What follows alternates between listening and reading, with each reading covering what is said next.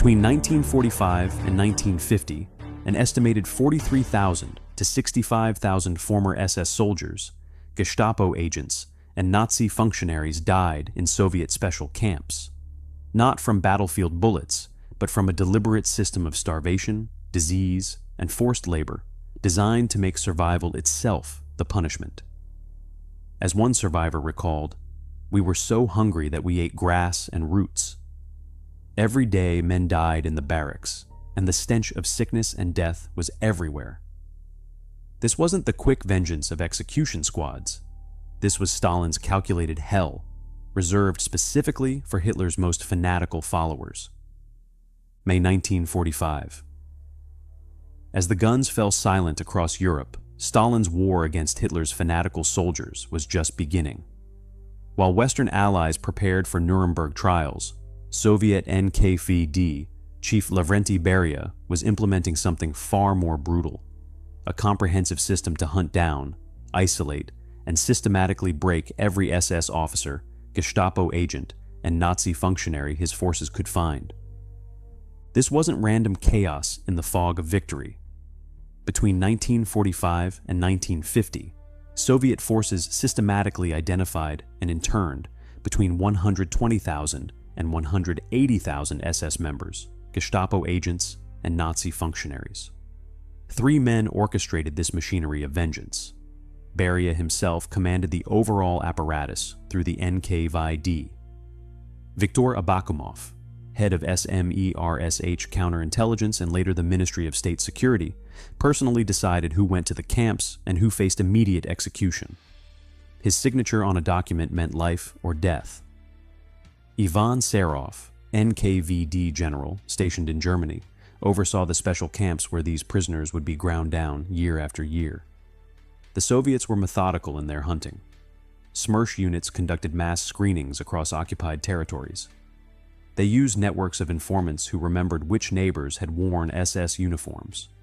They studied captured Nazi documents, cross-referencing names and unit assignments. They conducted intensive interrogations, asking questions only real SS members could answer. SS men attempting to blend in with regular Wehrmacht soldiers found themselves exposed by tattoos revealing blood types under their arms, the mark of Hitler's elite. Concentration camp survivors identified their former tormentors. The Nazis' own meticulous records became evidence against them. The Soviets knew the difference between a conscripted farm boy and Hitler's ideological true believers. They made deliberate distinctions in their retribution. Waffen-SS members received harsher treatment than Wehrmacht soldiers. High-ranking officers faced immediate isolation. The purpose was explicit in internal Soviet directives: extract maximum forced labor for post-war reconstruction, while creating a brutal deterrent to any remaining Nazi resistance in occupied territories. High-ranking SS officers faced solitary confinement in basement cells. Interrogators worked them over for weeks. Lower-level functionaries were swept into the general system of camps. All would serve Stalin's dual agenda: rebuilding what the Wehrmacht had destroyed while their bodies slowly broke under deliberate deprivation. The machinery was now in motion. But where would it send them? The answer revealed the bitter irony at the heart of Soviet vengeance. They would suffer in the very camps they once helped create. The gates of Sachsenhausen concentration camp reopened in August 1945. But this time, former SS guards found themselves on the other side of the wire. The Soviets had transformed Hitler's concentration camps into special camps for his most fanatical followers. The hunters had become the hunted. They were imprisoned in their own instruments of terror. Sachsenhausen and Buchenwald, sites where the SS had perfected the machinery of Nazi oppression, now became Soviet special camps number 1 and number 2. At peak capacity, each held between 15 and 25,000 prisoners, the very men who had once administered similar camps for Hitler's victims. The barbed wire fences remained. The guard towers still loomed over the grounds. The barracks still reeked of suffering. Only the uniforms of the guards had changed. Former SS officers walked paths they'd once patrolled. They slept in buildings where their victims had died. But the Soviets weren't interested in replicating the Nazi camp system. They were building something designed for a different purpose. These weren't extermination camps.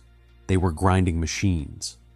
They extracted every ounce of labor from prisoners' bodies while providing the absolute minimum to keep them alive. Just enough to work, not enough to recover. The operational philosophy was brutally simple: control, labor extraction, and punishment. Prisoner welfare never entered the equation. The infrastructure of suffering relied on deliberate deprivation. Food, clothing, and medicine were requisitioned from surrounding German territory or diverted from Soviet military stocks. Priority always went to Soviet personnel. What trickled down to prisoners fell far below subsistence levels.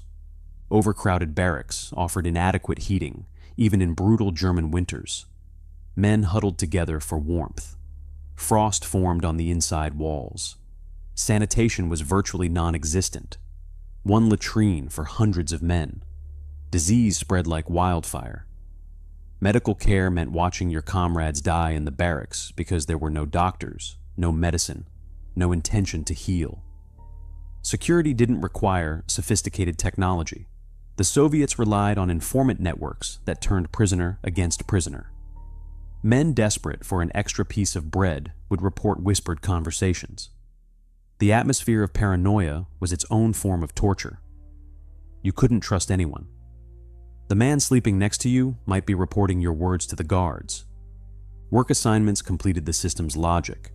Prisoners were forced into construction, mining, and agricultural labor to rebuild the very territories the Wehrmacht had destroyed. Their bodies literally built Soviet-occupied Europe while slowly breaking down. They hauled rubble. They dug ditches. They harvested crops they would never eat. The work demanded 3,000 calories per day. The camps provided far less. Inside these repurposed hells, the Soviets implemented a policy that would prove deadlier than battlefield combat: the deliberate withholding of basic survival necessities that turned every day into a fight against death itself. In the winter of 1946, prisoners in Buchenwald's Soviet special camp faced a grim mathematics. Their daily food ration provided roughly 1,200 calories, while forced labor demanded 3,000. The equation was simple and deliberate. Their bodies would slowly consume themselves until nothing remained but ghosts behind the wire. Estimates indicate that between 43,000 and 65,000 prisoners died in these special camps between 1945 and 1950, representing up to 1/3 of everyone the Soviets had interned. But these weren't the quick deaths of battlefield execution. This was starvation measured in months. Disease left deliberately untreated. Exposure endured through winter after winter in unheated barracks. The principal killers weren't bullets. They were hunger, typhus, dysentery, tuberculosis, and the slow grinding down of human bodies pushed beyond their limits day after day. The camps operated under a policy of extreme resource deprivation that went far beyond neglect. Food rations were kept systematically below subsistence levels. Watery soup with a few potato peels, a slice of black bread, sometimes a spoonful of kasha. This forced prisoners into a biological nightmare where their own bodies became their final meal. Muscle tissue dissolved first. Then organs began to fail. Men who had once stood as Hitler's elite soldiers now shuffled like ancient men. Their bodies were cannibalizing themselves from the inside out. Siegfried Knappe, a Wehrmacht officer who survived the system, watched this slow-motion death consume his fellow prisoners daily. We were so hungry that we ate grass and roots. Every day men died in the barracks, and the stench of sickness and death was everywhere. This was the reality inside Sachsenhausen and Buchenwald, not the dramatic horror of mass executions, but the grinding monotony of watching men waste away. Their bodies shrank. Their eyes sank into their skulls. Then one morning they simply didn't wake up. Heinrich Gerlach's diary captured something even more devastating than physical death: the systematic annihilation of the human spirit. I felt myself dissolve into nothingness, a number among numbers, a ghost in the shadow of the wire. The camps destroyed minds as methodically as they destroyed bodies. identity evaporated. Your name became a number. Your past became irrelevant. Hope became a dangerous luxury that drained precious energy. Survival itself transformed into the ultimate punishment. Each day, another test of whether you could endure one more sunrise in hell, another roll call in freezing rain, another bowl of soup that was mostly water, another night listening to men cough themselves to death in the darkness. This wasn't accidental. The high mortality rate was a feature of Soviet policy, not a bug, answering vengeance not with the mercy of quick execution, but with prolonged suffering that lasted years. Yet even within this systematic hell, the Soviets made careful distinctions about who suffered most, creating a hierarchy of punishment that reserved special brutality for Hitler's most ideologically committed followers. When Ivan Serov's NKVD officers processed new arrivals at the special camps, they consulted detailed lists and conducted interrogations to determine one crucial fact. Were you Wehrmacht or Waffen-SS? The answer could mean the difference between slim chance of survival and virtually certain death. The Soviets had created a hierarchy of hell. Special brutality was reserved for Hitler's true believers. High-ranking SS officers faced the harshest fate. They were immediately isolated from other prisoners. Guards marched them to basement cells. Interrogators worked them over in sessions that lasted hours. The questions never stopped. The beatings came without warning. If identified as major war criminals, they often faced summary execution without trial. No lawyers, no appeals. Just a bullet in the back of the head and an unmarked grave. The Soviets systematically separated these men. They couldn't be allowed to organize resistance. They couldn't maintain the command structures that had once terrorized Eastern Europe. Every high-ranking SS officer is a potential threat, so they were broken individually, in isolation, where no one could hear them scream. Waffen-SS members, even those of lower rank, were deliberately treated more brutally than Wehrmacht soldiers. The Soviets made careful distinctions in their retribution. Regular army conscripts might eventually see release. But those who'd worn the double lightning bolts were marked for special punishment. They got the worst work details. They hauled the heaviest loads. They received the smallest rations. Guards who remembered what the SS had done to Soviet villages delivered the most savage beatings. The SS tattoo, blood type marked under the left arm, became a death sentence. Men tried to burn it off with heated metal. They scraped their skin raw, trying to erase it. But the scar tissue only made it more obvious. The mark of Hitler's elite had become the mark of Cain. Yet the machinery of Soviet vengeance swept up more than just the guilty. Archival records reveal a troubling reality that complicates any simple narrative of justice. Many internees were civilians, women accused of collaboration, children caught in mass denunciations, low-level bureaucrats whose only crime was working in the wrong office when the Red Army arrived. Not everyone behind the wire had committed war crimes. Some were merely accused by neighbors settling old scores. A man who'd gotten the better apartment. A woman who'd refused someone's advances. The chaos of occupation created opportunities for revenge that had nothing to do with Nazism. The NKVD didn't always investigate thoroughly. An accusation was often enough. Even escape from this carefully calibrated hell proved impossible. At Buchenwald, several former SS officers spent months digging a tunnel. They worked in shifts. They hid the dirt in their pockets and scattered it during exercise periods. They were meticulous, patient, desperate. They were caught 3 meters from freedom. The Soviets had known about the tunnel for weeks. An informant had reported the first shovel of dirt. The guards let them dig, let them hope. Then they filled the tunnel entrance with machine gun fire. They dragged out the survivors and executed them publicly in the camp yard. Every prisoner was forced to watch. The message was clear. Not even the desperate ingenuity that might have saved them in wartime could breach the wire now. This hierarchy of suffering would persist for years, until Stalin's death in 1953 finally opened the gates. But for those who survived to see freedom, the psychological scars would prove permanent. March 1953. The gates of Sachsenhausen opened one final time as Soviet authorities began mass releases following Stalin's death.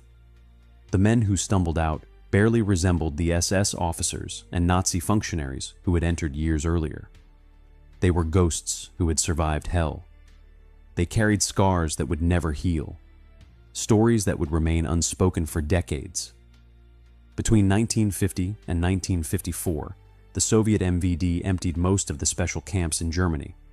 They released prisoners who had endured 5 to 9 years of the systematic brutality we've witnessed: the starvation rations, the forced labor, the daily deaths in overcrowded barracks. Most German special camps closed by 1950. Surviving prisoners were either freed or transferred deeper into the Soviet Union. Those who emerged carried the physical evidence of their ordeal.